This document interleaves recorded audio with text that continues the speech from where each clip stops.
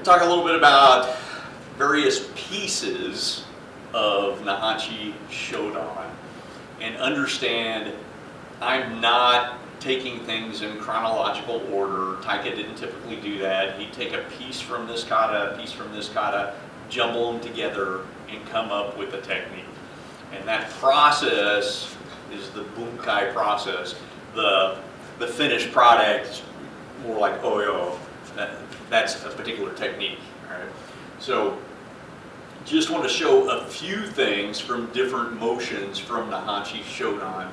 Not obviously every single thing that is in the kata, because there is a ton. So I want to talk a little bit about this motion. There are numerous interpretations we got from Taika for just that particular motion. So if he just throws a standard straight punch at me, I can come in, and do that motion. That's one of the most basic ones that Taika would do. He throws a punch, and I'm taking his balance right there with that motion. Obviously, we would need some follow-ups to that motion. Another version of that that's not going into his hip, as he comes, I do the same cover, and I come up and down into that position there. So a little bit different, slightly different angle, so you can see a little bit better, but I'm doing that same motion, and as I come down into that, I've got an arm bar here in that position. Across, and again, playing with the timing of that. Taika 1, 2, a lot of people come up simultaneously. Taika always came up 1, 2, and then down. Sometimes we would change our timing for various different reasons. So that's outside, outside in that motion. Another kind of motion, that similar motion that Taika would do is coming out, or it's technically on the inside, and then as I pull in and rotate down, I've got him in that position there. And obviously if we do turn, then he drops to the ground.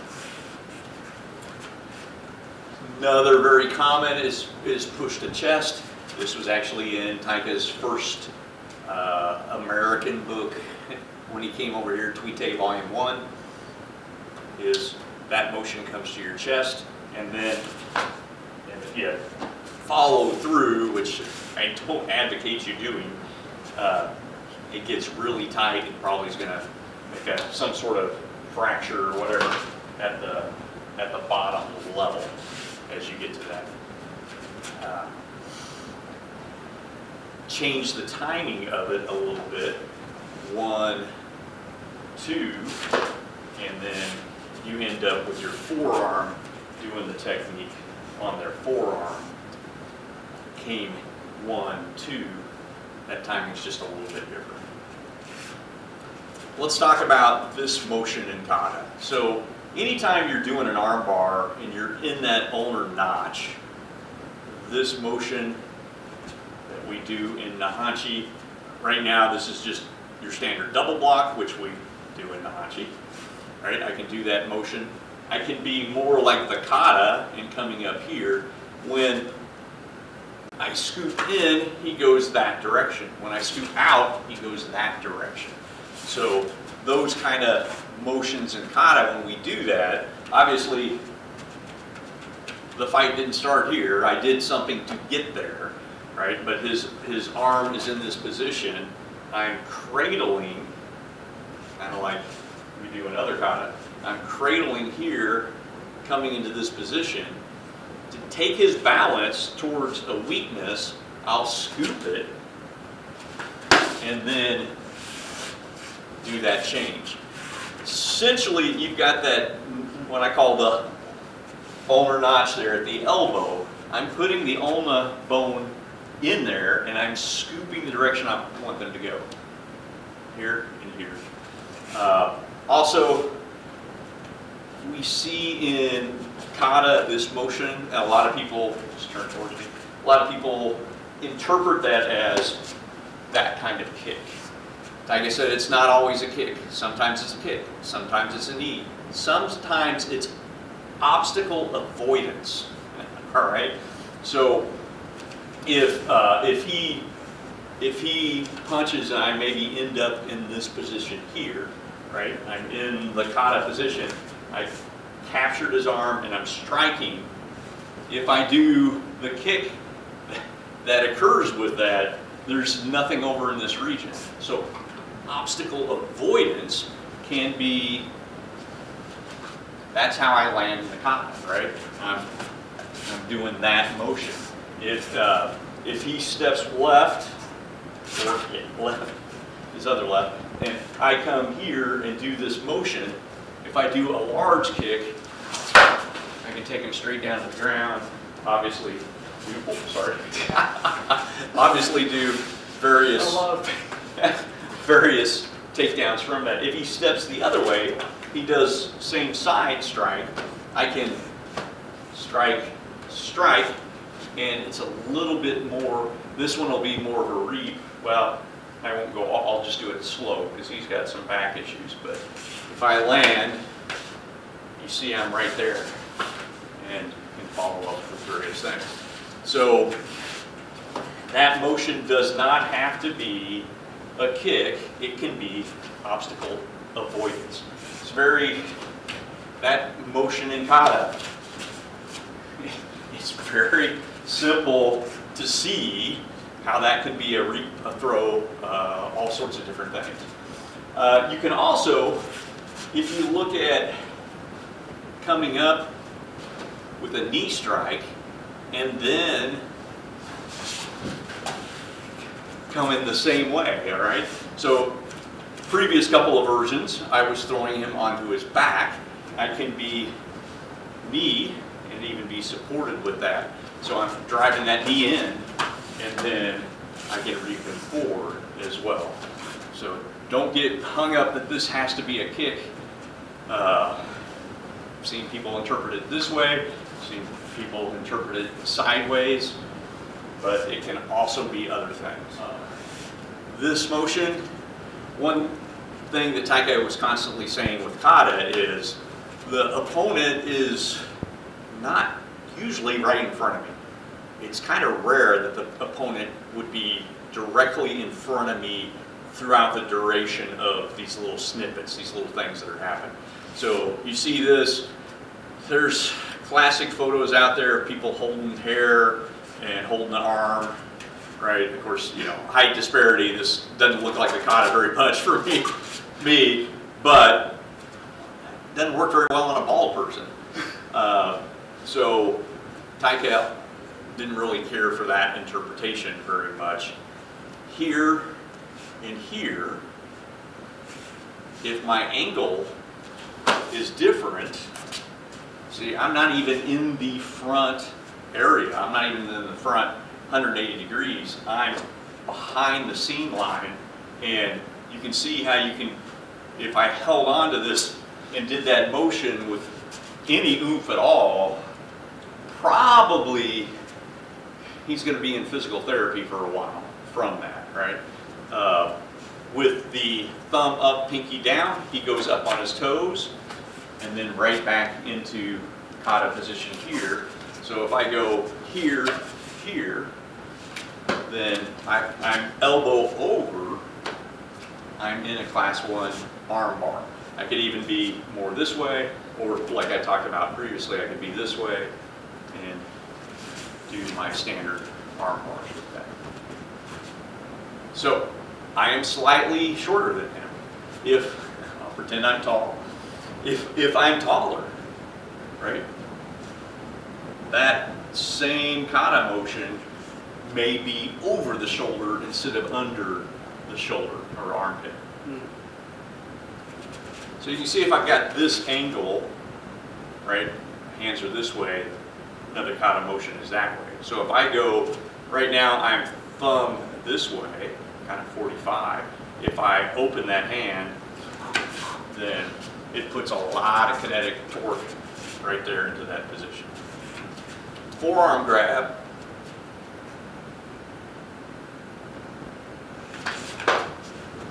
So grab the side.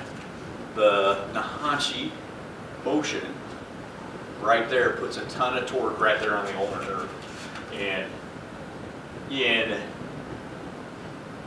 in a fight situation, I'm not going to be in a horse stance, right? I'm going to be here, but as I do this motion, as I go to put my kinetic load, my 150 pounds into that, I go from a cat or back into a horse stance, and I trap primary, this is support, I trap his fingers as I do that motion.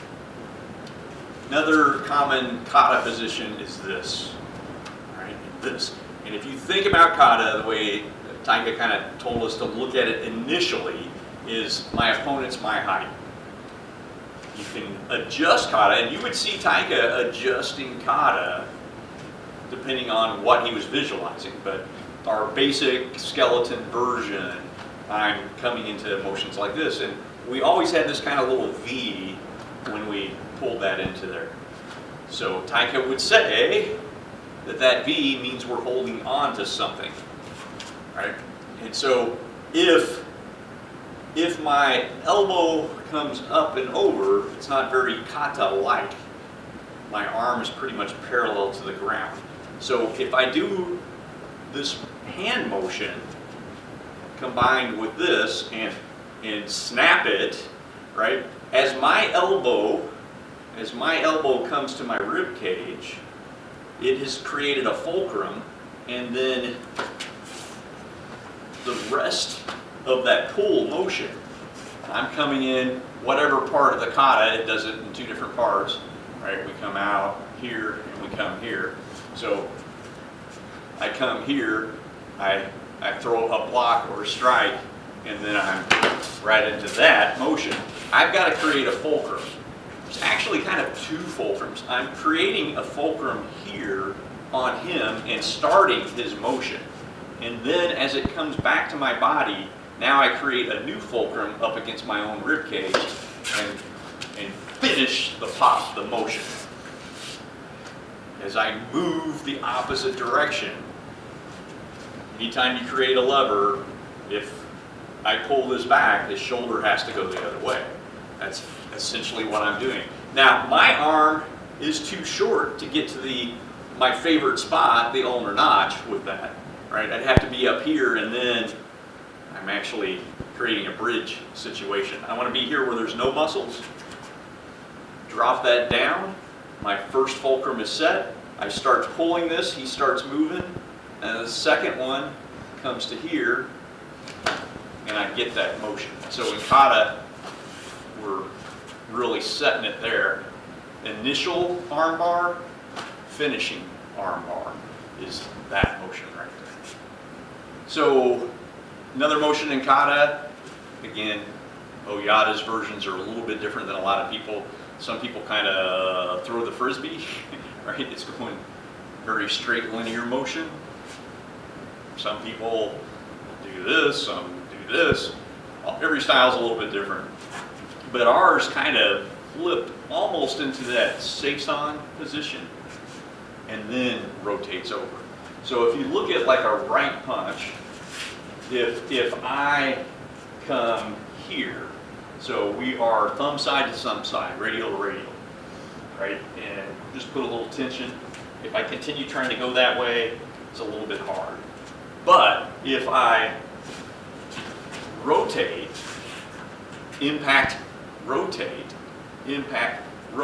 then if I come out, impact, and rotate, it's very hard for him to defeat that motion. So again, here, defeat it, defeat it, defeat it. Very easy to flip from one side to the other. He is defeating kind of linear motion. I change that motion. 1, 2, and then obviously you get the second the low hand strike, he can't see it at all. I'm here, it's coming, he doesn't see it. It's hidden, right? Taika liked to have at least one of his attacks hidden anytime he was doing techniques. Very, kind of thinking, but if I go down and then he could take back but come this way, right? So it's down, he could take with a punch. If I'm striking and then rotating that at the same time, this is coming across. Oops, I just put two Naihanchi things together there, right? So depending on height disparity, I can be coming down and this could be on top and I end up in a V-lock. Come right back to the beginning of Naihanchi, the Yoi motion. It could be I've struck down and height disparity, I end up doing that pulling Hikite at the same time I do this. Probably better angle from the side. So if I'm here and then come this way, right? I'm cupping that for my Hikite and then right into his arm there. Depending on my angle, I may actually skip the ribs too. If I am a taller person than my opponent, which is not the case, but I'll fake it for you, right? I'm here and I go across. I've still got a V lock, which is a very good lock, and that can drop down right into a shoulder lock, various other things. Your standard double, we do this double, pretty much every kata we have has a standard double block. If he punches right and there's the beginning of it, here's the follow-up of it, right? That's your standard double. And then I can go right up into Naihanchi Yoi position, and then there's the bottom Yoi position. Obviously, I'd want to move out of the way to take them fully to the ground. But very simple, very effective shoulder lock strike. That was kind of the nice version of it, where I'm not really trying to do any nerve damage. But Taika would think about that little knuckle right there hitting the ulnar nerve, right? The funny one. We just completed a video of that as well. If you look at, let's put your right foot forward like he punched same side, attack, right. If I go bottom hand, top hand, and then take this, I've created a fulcrum with my double block. I take this to the weak spot, the missing table leg. It's very devastating on balance. Now, if I just go here and try to do it, nothing happens to its balance. But I go inside that ulnar nerve and then take this. I've created a lever now. It's very easy to get into a shoulder lock position. Obviously, that's the motion from the kata. Taika's version of Naihanchi, early versions just kind of went here. I got to think back to the way we used to do it. Here, up, and here to that position, right? He showed us several techniques from that. Actually, let's rotate this a little bit. So that was the early version, which was this motion and then striking elbow to the top of the hand. Yeah, not very pleasant of a move, but you would strike up, neck, zygomatic, wherever, and then impact right there. And then out. See, I've got a lock, and then there's another double block, so you can start chaining these in kind of weird orders. Another technique that he did was we would end up, as we did that motion, we would end up palm up. And what he said palm up meant is that's turning your elbow up.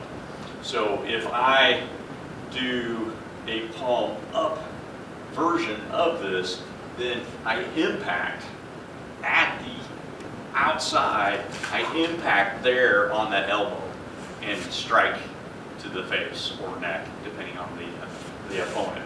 Now, keep in mind, when I'm doing this, this motion is exposing the inside here.